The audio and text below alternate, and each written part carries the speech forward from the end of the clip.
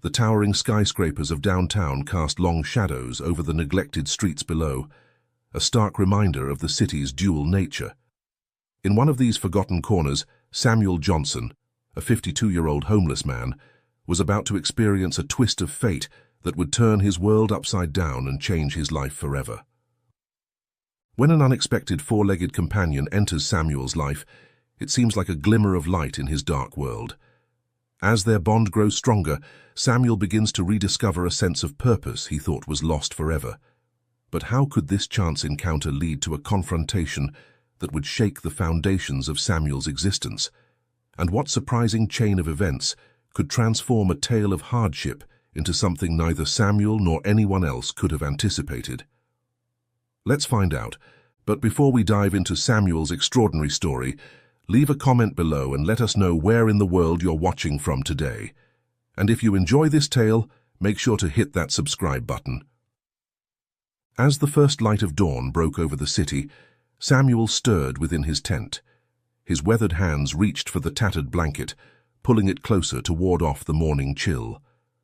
The sounds of the awakening city filtered through the thin fabric, car horns honking, the distant rumble of the subway, and the chatter of early morning commuters hurrying to their jobs. Samuel emerged from his tent, his dark skin marked with lines that spoke of hardship and sorrow. His once proud shoulders now slumped under the weight of his circumstances. He ran a hand over his salt and pepper beard, grimacing at the tangles. It had been weeks since he'd had access to a proper shower or a mirror. As he began his daily routine of packing up his few possessions before the local beat cop made his rounds, Samuel's mind drifted back to a time when life held promise. He could almost smell the aroma of his wife Marie's cooking, hear the laughter of his children, Tyrone and Aisha, as they played in the backyard of their modest home. That life seemed like a distant dream now, shattered by a single night of tragedy. Samuel closed his eyes, the memories washing over him like a tidal wave of grief. It had been a crisp autumn evening, much like this one. Samuel had just finished a long shift at the construction site where he worked as a skilled carpenter. He was looking forward to a quiet night with his family, maybe watching a movie or helping the kids with their homework.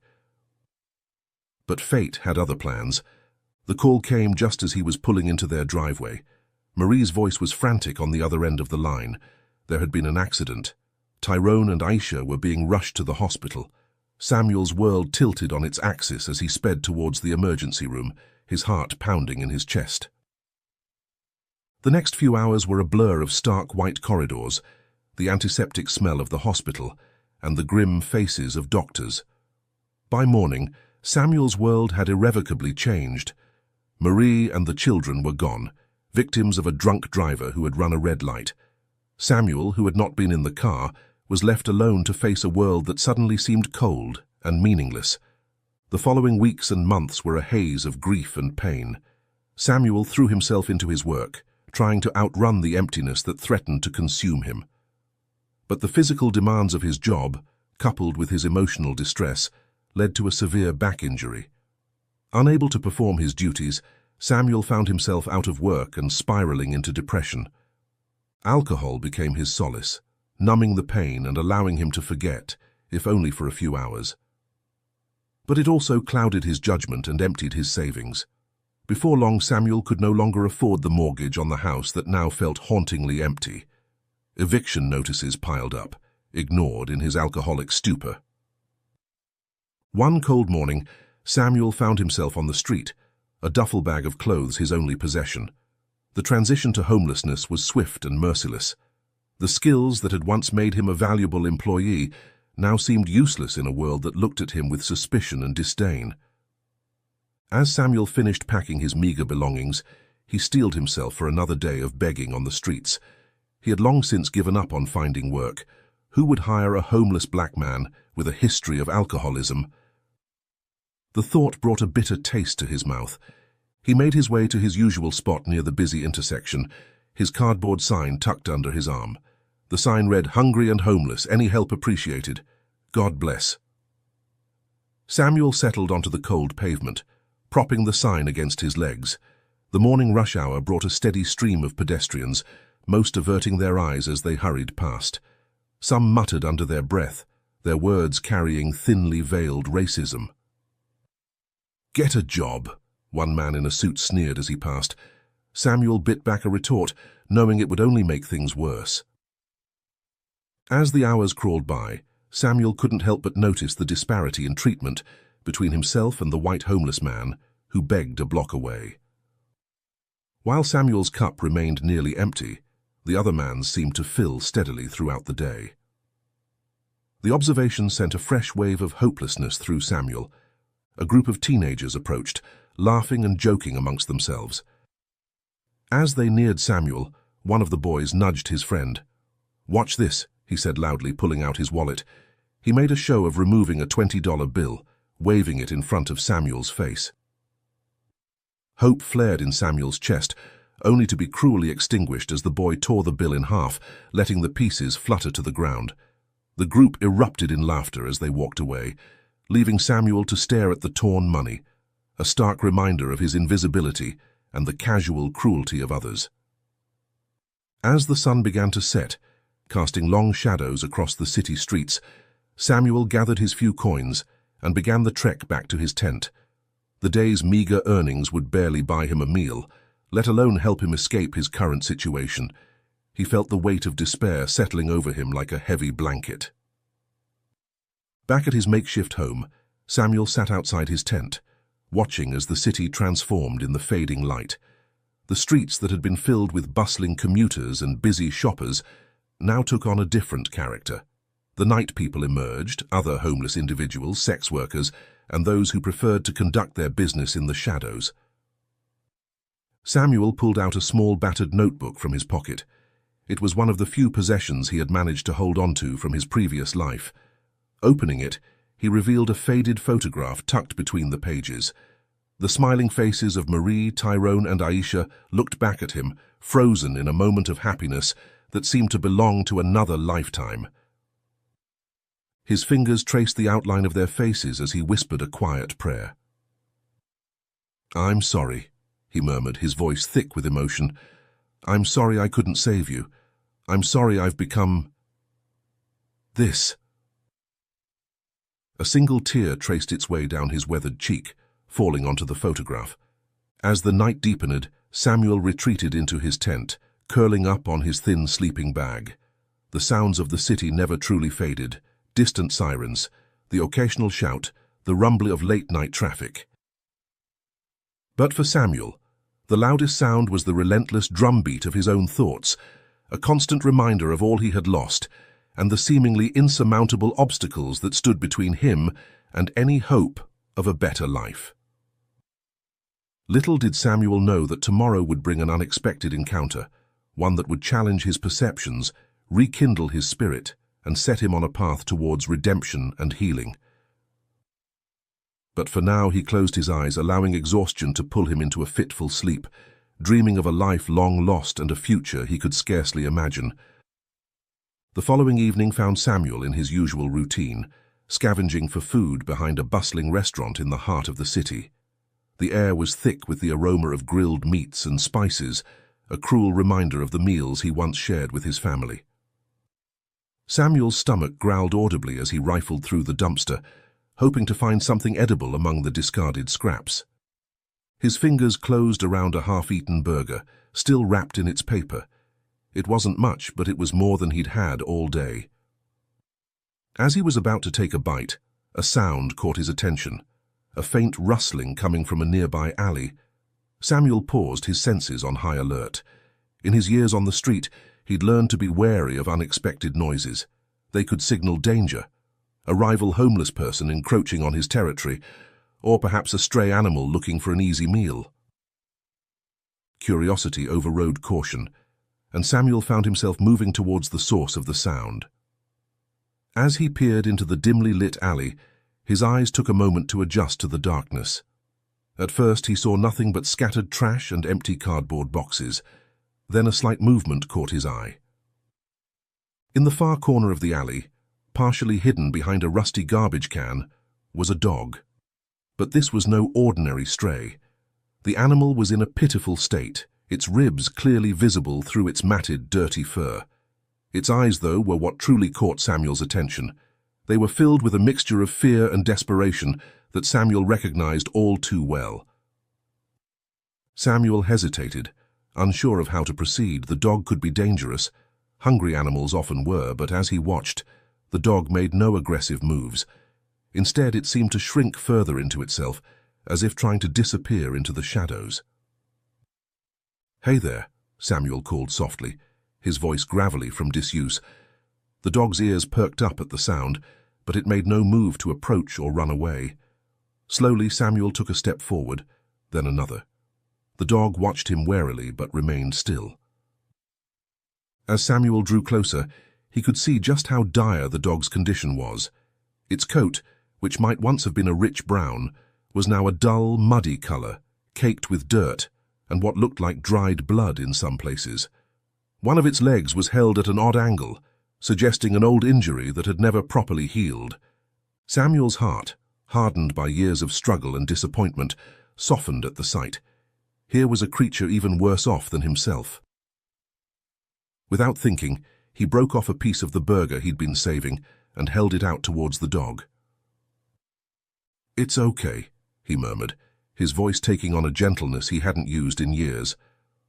"I'm not gonna hurt you, you hungry boy." The dog's nose twitched, catching the scent of food. Slowly, painfully, it began to inch forward. Samuel remained perfectly still, his arm outstretched, the morsel of food a peace offering between two lost souls. After what seemed like an eternity, the dog was close enough to sniff at Samuel's hand. Its cold, wet nose brushed against his fingers, sending a shiver down Samuel's spine. Then, with a quickness that belied its weakened state, the dog snatched the food and retreated a few steps. Samuel watched as the animal devoured the small piece of burger in seconds. When it was done, the dog looked up at him, its eyes now holding a glimmer of something new. Hope, perhaps, or at least a lessening of fear. Encouraged, Samuel broke off another piece of the burger and offered it again. This time the dog approached more quickly, taking the food gently from his hand. As it ate, Samuel slowly reached out and placed his hand on the dog's head. The animal flinched at first, but then leaned into the touch, as starved for affection as it was for food. "You're all alone too, huh?" Samuel said softly, scratching behind the dog's ears. "Guess that makes two of us." As the night wore on, Samuel shared what remained of his meager meal with his new companion. He spoke to the dog in low, soothing tones, telling it about Marie and the kids, about the life he'd once had and the dreams he'd long since abandoned. The dog listened with what Samuel could have sworn was understanding, its tail occasionally thumping against the ground. When it came time for Samuel to return to his tent, he found himself facing a dilemma. He couldn't just leave the dog here. It was clearly in no condition to fend for itself. But taking on the responsibility of another life when he could barely care for himself seemed foolish at best. In the end, the decision was made for him. As Samuel stood to leave, the dog struggled to its feet and limped after him. It paused a few feet away, looking up at Samuel with those soulful eyes, as if asking permission to follow. Samuel sighed, a mix of resignation and something he hadn't felt in a long time, a spark of purpose. "All right," he said. "Come on then. But I can't promise you much." The dog's tail wagged slightly, and it fell into step beside Samuel as they made their way through the dark city streets. As they walked, Samuel found himself talking again, his voice barely above a whisper. "Guess you need a name, huh? Can't just keep calling you Dog." He thought for a moment, looking down at the animal padding silently beside him. In the dim streetlights, the dog's form was little more than a darker shadow against the night. "How about Shadow? That work for you?" The newly christened Shadow looked up at him and gave a soft whine, which Samuel took as agreement. They reached Samuel's tent just as the first hints of dawn were beginning to lighten the eastern sky. Samuel held open the flap of his makeshift home, and Shadow limped inside without hesitation, curling up in the corner as if he'd always belonged there. As Samuel settled onto his thin sleeping bag, he felt the warmth of Shadow's body press against his side. For the first time in years, he didn't feel entirely alone. The weight of his grief and despair seemed just a little lighter. "Good night, Shadow," Samuel murmured, his hand resting on the dog's bony back. As he drifted off to sleep, a tiny part of him dared to hope that maybe, just maybe, things could get better. Little did Samuel know that this unexpected companion would not only change his life, but also set in motion a series of events that would challenge his perceptions, restore his faith in humanity, and ultimately offer him a chance at redemption. But for now, man and dog slept, finding comfort in each other's presence as the city around them stirred to life. The days that followed brought a subtle but significant shift in Samuel's life. For the first time in years, he had a reason to wake up beyond mere survival. Shadow's presence, though demanding in its own way, provided a sense of purpose that Samuel had long forgotten. Each morning, Samuel would emerge from his tent with Shadow at his heels. The dog's limp was still pronounced, but there was a new energy in his step. Samuel found himself talking more, explaining their daily routines to Shadow as if the dog could understand every word. "All right, boy," Samuel would say as they set out each day. "Let's see what we can scrounge up for breakfast." Shadow would wag his tail in response, his eyes never leaving Samuel's face. Their foraging expeditions took on a new dimension. Samuel found himself more aware of his surroundings, always on the lookout for scraps that might be suitable for a dog. He began to time their visits to certain dumpsters, learning the schedules of local restaurants and when they were most likely to discard edible food. One morning, about a week after Shadow's appearance, Samuel struck gold. Behind a high-end cafe, he found a bag of day-old pastries, slightly stale but still perfectly edible. The smile that spread across his face as he held up a croissant for Shadow to sniff was the first genuine one to grace his features in months. "Look at this, Shadow," he said, breaking off a piece for the dog. "We're dining like kings today." As Shadow eagerly gobbled up the offered treat, Samuel found himself chuckling. The sound of his own laughter, rusty from disuse, startled him. He couldn't remember the last time he'd found joy in something so simple. Their bond grew stronger with each passing day. Samuel shared his meager resources without hesitation, often giving Shadow the larger portion of whatever food they managed to find. He told himself it was because the dog needed to regain its strength, but deep down he knew it was more than that. Caring for Shadow gave him a sense of responsibility, a feeling that he mattered to someone again. During quiet moments, Samuel would talk to Shadow, sharing memories of his past life. He spoke of Marie's laugh, of Tyrone's passion for basketball, of Aisha's dreams of becoming a doctor. Shadow would listen attentively, his head tilted to one side, occasionally offering a soft whine or a gentle lick of Samuel's hand when the memories became too painful. "You know, Shadow," Samuel said one evening as they sat outside his tent, watching the sun set over the city skyline, "I used to be somebody, had a good job, a family, a future." He sighed, absent-mindedly scratching behind Shadow's ears. "Never thought I'd end up here, talking to a dog in an alley." Shadow nuzzled closer, as if sensing Samuel's melancholy. The warmth of the dog's body against his side was a comfort Samuel hadn't realized he'd been missing. As the days turned into weeks, Samuel noticed subtle changes in both Shadow and himself. The dog's coat, though still matted and dirty, had begun to regain some of its luster. His ribs were less prominent, and his limp, while still present, had improved. Shadow's eyes, once dull with pain and hunger, now shone with affection whenever they met Samuel's gaze. But it wasn't just Shadow who was changing. Samuel found himself standing a little straighter, his shoulders no longer quite so burdened by the weight of his past. He began to take more care with his appearance, using public restrooms to wash up when he could, combing his beard with his fingers to keep it somewhat tidy. However, life on the streets remained harsh, and Samuel was acutely aware of the challenges they faced. The issue of racism, always an undercurrent in his daily life, seemed to become more pronounced now that he had Shadow by his side. One afternoon, as Samuel and Shadow made their way down a busy street, a well-dressed woman approached. Her eyes lit up at the sight of Shadow, and for a moment, Samuel dared to hope for a friendly interaction. "Oh, what a sweet dog," the woman exclaimed, bending down to pet Shadow. But as her gaze traveled up to Samuel, her expression changed. She straightened abruptly, clutching her purse closer to her body. "I hope you're taking good care of it," she said, her tone now cold and accusatory. Samuel felt a familiar wave of anger and frustration wash over him. "I'm doing my best, Ma'am," he replied, struggling to keep his voice even. The woman's lips thinned into a disapproving line. "Well, maybe you should consider finding it a proper home. Someone who can actually provide for it."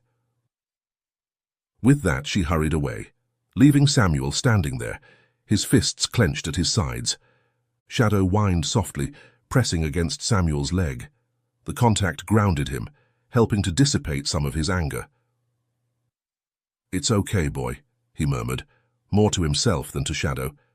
"We've got each other. That's what matters." As the weeks passed, Samuel couldn't shake the feeling that something was brewing in the city. There seemed to be more police patrols in the wealthier areas, and he overheard snippets of conversations about recent break-ins. The tension in the air was palpable, and Samuel found himself growing increasingly uneasy. One afternoon, as he and Shadow made their way through a more affluent neighborhood in search of food, Samuel noticed a group of well-dressed people huddled together, speaking in hushed tones. As he passed, he caught fragments of their conversation. "Another break-in last night. Getting worse. Need to increase security." Samuel quickened his pace, pulling Shadow along with him. He knew from experience that when the wealthy felt threatened, it often meant trouble for people like him. The last thing he needed was to be caught in the wrong place at the wrong time. As they turned a corner, Samuel nearly collided with a police officer. The officer's hand immediately went to his weapon, his eyes narrowing as he took in Samuel's appearance. "What are you doing in this neighborhood?" the officer demanded, his tone hostile. Samuel's heart raced, but he forced himself to remain calm. "Just passing through, sir," he said, his voice steady despite his fear. "My dog and we don't mean any trouble." The officer's gaze shifted to Shadow, who was pressed against Samuel's leg, sensing his tension. For a moment, the officer's expression softened slightly. "Make sure you keep moving," he said finally, his tone slightly less aggressive. "This isn't a good area for you to be hanging around in." Samuel nodded, relief washing over him. "Yes, sir, thank you, sir." He tugged gently on Shadow's makeshift leash, and they continued on their way, Samuel's heart still pounding in his chest. That night, as they settled into their tent, Samuel held Shadow close, finding comfort in the dog's steady presence. "We've got to be more careful, boy," he whispered. "Things are changing out there, and not for the better." Little did Samuel know just how prophetic those words would prove to be. The city was indeed changing, and events were already in motion that would soon collide with his world in ways he could never have anticipated. The day that would change everything started like any other. Samuel woke early, the first light of dawn barely visible through the worn fabric of his tent. Shadow stirred beside him, tail thumping softly against the ground in greeting. Despite the weight of his recent worries, Samuel couldn't help but smile at the dog's unwavering affection. "Morning, boy," he murmured, running a hand through Shadow's fur, ready to face another day. They emerged from the tent into the crisp morning air. The city was just beginning to wake up, the usual cacophony of traffic and bustling pedestrians still muted. Samuel took a moment to stretch, his joints protesting after another night on the hard ground. Shadow mimicked him, extending his front legs in a long, luxurious stretch that made Samuel chuckle despite himself. As they made their usual rounds, checking dumpsters behind restaurants and cafes, Samuel's mind wandered to the increasing tension he'd been noticing in the city. He was so lost in thought that he almost didn't notice the sudden change in the atmosphere around them. It was Shadow who alerted him first, the dog's ears perking up at a sound Samuel couldn't yet hear. Then he saw it, people on the street stopping, turning to look at something approaching. The sleek black Mercedes sedan seemed out of place in this run-down part of the city, their polished surfaces reflecting the morning sunlight. They moved slowly down the street, drawing everyone's attention. Samuel felt a familiar knot of anxiety form in his stomach. Expensive cars in this neighborhood usually meant trouble. To his surprise, the cars began to slow as they approached his spot. Shadow pressed closer to his side, sensing his unease. Samuel's hand instinctively went to the dog's head, both for Shadow's comfort and his own. The lead car came to a stop directly in front of them. For a moment, nothing happened. Samuel held his breath, unsure of what to expect. Then the rear door of the first Mercedes opened. A man stepped out, and Samuel's first thought was that he'd never seen anyone look so out of place in this neighborhood. The man's suit probably cost more than Samuel had seen in years. His salt and pepper hair was perfectly styled. His shoes shined to a mirror finish. This was a man accustomed to power and respect. As the man straightened, smoothing down his jacket, Samuel caught a glimpse of someone else in the car, a woman, perhaps. But before he could get a better look, his attention was drawn to the driver's side of the car, where another man was emerging. This second man was a stark contrast to the first. Tall and broad-shouldered, he moved with the practiced ease of someone ready for trouble. His eyes scanned the area, taking in every detail, before settling on Samuel and Shadow. The look in those eyes made Samuel's skin crawl. It was the look of someone assessing a threat. The rear door of the second car opened, and two women stepped out. The older of the two was clearly the first man's wife. They had the same air of wealth and privilege about them. She was elegantly dressed, her jewelry catching the morning light. But it was her expression that caught Samuel's attention, a mix of distress and determination. The younger woman, barely out of her teens by the look of her, seemed overwhelmed by her surroundings. Her eyes darted nervously from side to side, never settling on one spot for long. When she saw Samuel and Shadow, however, her gaze locked onto them with an intensity that made Samuel deeply uncomfortable. A second man, as imposing as the first, exited the driver's side of the second car, taking up a protective stance near the women. The message was clear. These people were important, and they were prepared for any eventuality. Samuel's mind raced. What could these people possibly want in this neighborhood? And why had they stopped here, of all places? He felt exposed, vulnerable, acutely aware of his shabby appearance and Shadow's presence at his side. The well-dressed man, clearly the leader of this group, stepped forward, his eyes scanning the area before settling on Samuel. There was something in his gaze that made Samuel's heart race, a mix of anger and determination that boded ill. "You there," the man called out, his voice carrying the unmistakable tone of someone used to being obeyed. "With the dog, come here." Samuel hesitated, every instinct screaming at him to grab Shadow and run. But where would he go? And what if these people decided to chase him? In his condition, with Shadow to think about, he wouldn't get far. Slowly, Samuel got to his feet, one hand resting protectively on Shadow's head. The dog pressed close to his leg, a low growl rumbling in his throat. "Easy, boy," Samuel murmured, trying to project a calm he didn't feel. As Samuel approached, he could feel the eyes of everyone on the street upon him. Passers-by had stopped to watch the scene unfold, no doubt as confused and curious as he was about what these wealthy people were doing in this part of town. The man's lips curled in distaste as Samuel drew near, and he made a show of taking a step back, as if afraid Samuel's poverty might be contagious. "That's far enough," he said, holding up a hand. Up close, Samuel could see the barely contained fury in the man's eyes. Whatever had brought him here, it wasn't good. The woman who had exited the car with him, his wife, Samuel assumed, placed a hand on his arm as if to restrain him. "Robert," she said softly, her voice tight with tension, "let's not jump to conclusions." The man, Robert, shrugged off her hand, his gaze never leaving Samuel. "I know what I'm doing, Caroline," he said, his tone brooking no argument. Samuel cleared his throat, finding his voice. "Excuse me, sir," he said, fighting to keep his tone neutral. "Is there something I can help you with?" Robert's eyes narrowed. "Don't play dumb with me," he snapped. "You know exactly why we're here." Confusion and fear warred within Samuel. He had no idea what this man was talking about, but it was clear that saying so would only anger him further. Before he could formulate a response, movement from the second car caught his attention. The younger woman had taken a step forward, her eyes fixed on Shadow. There was a look of recognition on her face, mixed with something else. Hope, maybe. She opened her mouth as if to speak, but the older woman, Caroline, quickly pulled her back. "Emily, wait!" Caroline hissed. "Let your father handle this." Robert took another step towards Samuel, and this time Shadow's growl became audible.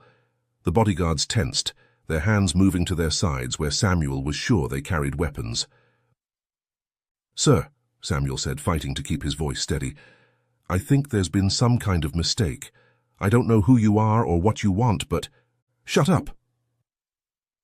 Robert's voice cracked like a whip, causing Samuel to flinch. "I know exactly what kind of person you are, thieves, all of you, taking what doesn't belong to you without a thought for the people you hurt." Samuel's confusion gave way to indignation. "Now wait just a minute," he began, but Robert cut him off again. "No, you wait," Robert snarled. "That dog, where did you get it?" Samuel blinked, caught off guard by the question. He looked down at Shadow, who was still pressed against his leg, hackles raised. I found him," Samuel said. "In an alley a few weeks back. He was half-starved, injured. I've been taking care of him." Robert's laugh was harsh and humorless. "Taking care of him? Look at the state of you. You can barely take care of yourself." The words stung, but Samuel fought back the anger rising in his chest. Getting into an argument with this man would only lead to trouble. "Sir, I don't know what you think I've done, but—" "Emily," Robert called over his shoulder, not taking his eyes off Samuel. "Come here, tell me if this is Rex." The young woman, Emily, stepped forward hesitantly. As she drew closer, Shadow's demeanor changed. His growl faded, replaced by a curious whine. His tail, usually held low, began to wag hesitantly. Emily's eyes widened, filling with tears. "Rex," she said softly, her voice trembling. "Is that really you?" To Samuel's shock, Rex responded to the name. He took a step towards Emily, his tail now wagging furiously. "It is him!" Emily cried, dropping to her knees and holding out her arms. "Oh, Rex!" Rex looked up at Samuel as if seeking permission. In that moment, Samuel felt his world tilt on its axis. The dog he'd come to love, the companion who'd given him a reason to keep going, wasn't his at all. I don't understand," Samuel said, his voice barely above a whisper. "I found him. He was alone, starving." Robert's voice cut through Samuel's confusion like a knife. "You expect us to believe that our purebred dog just happened to end up in an alley, and you just happened to find him? Do you have any idea how much that dog is worth?" The implications of Robert's words hit Samuel like a physical blow. "You think I stole him?" he said, disbelief coloring his tone. "Sir, I swear to you, I would never—" "Save it," Robert snapped. "I've heard enough of your lies. We were robbed last night. The thief took jewelry, cash, and Rex, and then you had the audacity to pretend you'd found him when we tracked you down." Samuel's mind reeled. "What? No, I would never—" "Emily, get Rex and let's go," Robert ordered, his tone leaving no room for argument. "We're done here." As Emily gently took hold of Rex's collar, Samuel felt as if his heart was being torn from his chest. Rex looked back at him, confusion evident in his brown eyes. It was more than Samuel could bear. "Wait," he said, his voice cracking. "Please, just let me say goodbye." Robert's face contorted with disgust. "Goodbye? You think you deserve to say goodbye to a dog you stole?" He sneered, his voice dripping with contempt. "You should be thankful we're not having you arrested. Frankly, it would be a waste of taxpayer money to put someone like you in prison anyway." The cruel words hit Samuel like a physical blow. He stood there, stunned, as Emily led Rex away. The dog whined, looking back at Samuel with confusion and what seemed like regret. But there was nothing Samuel could do. He watched helplessly as they loaded Rex into one of the Mercedes. As the cars pulled away, Leaving nothing but a cloud of exhaust and a hollow feeling in Samuel's chest, he sank to his knees. The reality of what had just happened crashed over him like a wave. Rex was gone. The one bright spot in his life, the companion who had given him hope and a reason to keep going, had been taken away. For the first time in years, Samuel put his head in his hands and wept, his sobs echoing in the indifferent streets of the city that had taken everything from him, again and again. The days that followed Rex's departure were some of the darkest Samuel had experienced since losing his family. The absence of the dog's comforting presence left a void that seemed to consume everything. Samuel found himself going through the motions of survival without any real purpose, his thoughts constantly returning to Rex and the family that had taken him away. As word of the confrontation spread through the neighborhood, Samuel noticed a marked change in how people treated him. Where before he had been largely ignored, now he was actively avoided. People crossed the street when they saw him coming, clutching their bags closer and throwing fearful glances his way. The other homeless individuals in the area, once if not friendly, then at least tolerant of his presence, now kept their distance. Samuel overheard whispered conversations, fragments of gossip about the thief who had targeted a wealthy family. Some expressed admiration for his supposed boldness, while others condemned him for bringing unwanted attention to their community. One night, as Samuel huddled in his usual spot, trying to find warmth in the threadbare blanket that was one of his few remaining possessions, he was suddenly surrounded by a group of rough-looking men. He recognized them as other homeless individuals from the area, their faces twisted with anger and desperation. "You've caused us nothing but trouble," one of them snarled. "The cops are everywhere now, hassling all of us because of you." Before Samuel could protest or explain, they were on him. Samuel curled into a ball, trying to protect himself as best he could, but he was outnumbered and caught off guard. When it was over, the men disappeared into the night, taking with them the few possessions Samuel had left: his blanket, his small stash of food, even the battered notebook containing the photo of his family. As he lay there, exhausted and bruised, Samuel felt the last remnants of his hope slip away. Samuel found himself more isolated than ever before. His usual spots for begging and scavenging were now off limits, guarded jealously by others who saw him as a threat to their own precarious existence. He was forced to venture further afield in search of food and safe places to sleep, always looking over his shoulder, always wary of running into Robert or the police.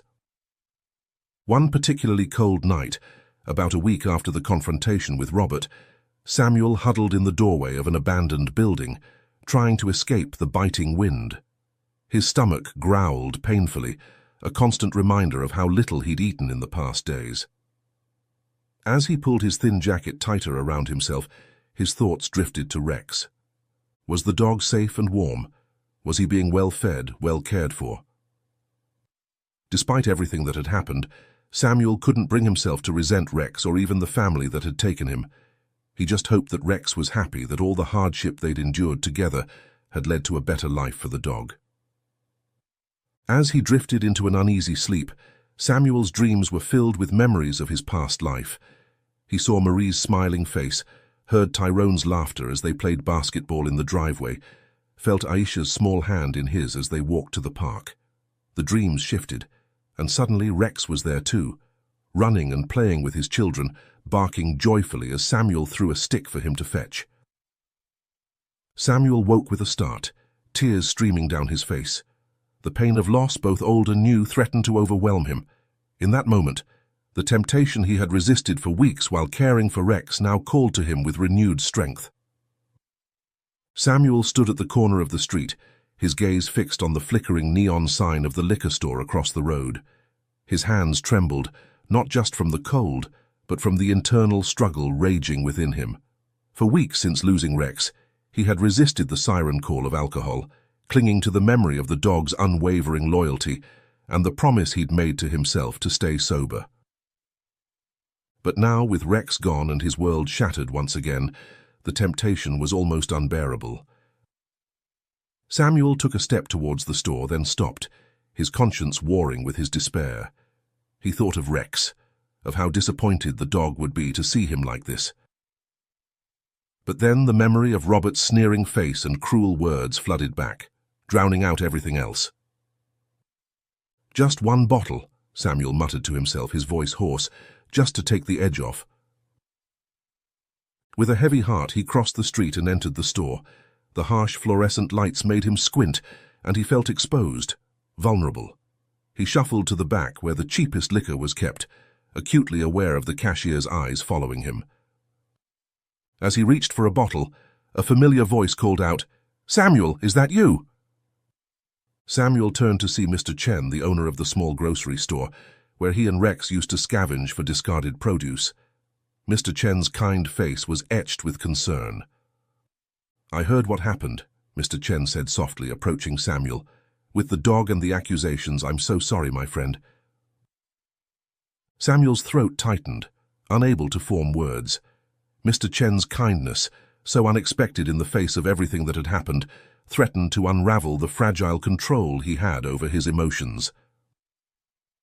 "You know," Mr. Chen continued, gently taking the bottle from Samuel's hand and replacing it on the shelf, "I have some soup left over from dinner. My wife always makes too much. Why don't you come to the store and have some? It's much better than this stuff." For a moment Samuel was tempted. The offer of a warm meal and compassion was almost enough to break through his despair. But the pain of losing Rex, the humiliation of being labeled a thief, and the crushing weight of his circumstances overwhelmed him. I can't, Mr. Chen," Samuel mumbled, reaching again for the bottle. "Thank you, but I just can't." Mr. Chen's face fell, but he nodded in understanding. Samuel paid for the liquor with his meager earnings, avoiding Mr. Chen's gaze. As he left the store, he heard Mr. Chen call out, "Take care of yourself, Samuel, please." But Samuel was already retreating into the numbing embrace of his addiction. He made his way to a secluded alley, his usual spot since losing his tent. With shaking hands, Samuel reached into his bag and pulled out the cheap bottle of liquor. As the alcohol burned its way down his throat, he found himself talking to the empty space beside him where Rex should have been. "I'm sorry, boy," he slurred, tears streaming down his face. "I'm sorry I couldn't protect you. I'm sorry I let you down." In the weeks that followed, Samuel's condition deteriorated rapidly. He drank more, begged less, and slowly began to lose the will to go on. The accusation of theft hung over him like a dark cloud, making it even harder to find odd jobs or assistance. People who might have once spared him some change or a kind word now crossed the street to avoid him. His appearance, which he had started to take care of during his time with Rex, once again became unkempt. His beard grew wild, his clothes dirtier and more ragged. The spark of hope that had begun to flicker in his eyes was extinguished, replaced by a dull, hopeless gaze. Samuel's days blurred together in a haze of alcohol and despair. He moved from one makeshift shelter to another, never staying in one place for long, always on the edge of consciousness. The city that had once seemed full of potential, even in its harshest moments, now felt like a vast, uncaring wasteland. It was in this state, drunk, disheveled, and at the very edge of despair, that fate intervened once again. Samuel was slumped in a doorway, a nearly empty bottle clutched in his hand, when he heard a familiar voice. "Caroline, Emily, over here, I've found him." He looked up, his vision blurry, to see Robert standing there. But this time the man's face wore an expression of shock and remorse rather than anger. "Oh my God," Robert said softly. "What have we done?" As Samuel struggled to focus, he saw that Robert wasn't alone. His wife and daughter were there too, and between them, straining at his leash, was Rex. "Rex," Samuel whispered, sure he must be hallucinating. The dog barked once, tail wagging furiously, and lunged forward. Before anyone could stop him, he had reached Samuel and was licking his face, whining with joy. "I'm so sorry," Robert was saying, his voice choked with emotion. "We were wrong. So terribly wrong. The real thief was caught last week. He confessed to everything, including leaving a door open, which allowed Rex to escape. We've been searching for you ever since, to apologize, to make things right." But Samuel barely heard him. All he could focus on was the warm, solid presence of the dog in his arms, the familiar scent, the unconditional love pouring from those brown eyes. For the first time in weeks, he felt a spark of hope rekindling in his heart. As the family continued to speak, explaining and apologizing, Samuel held on to Rex like a lifeline. He didn't know what the future held, couldn't begin to process the implications of what they were saying.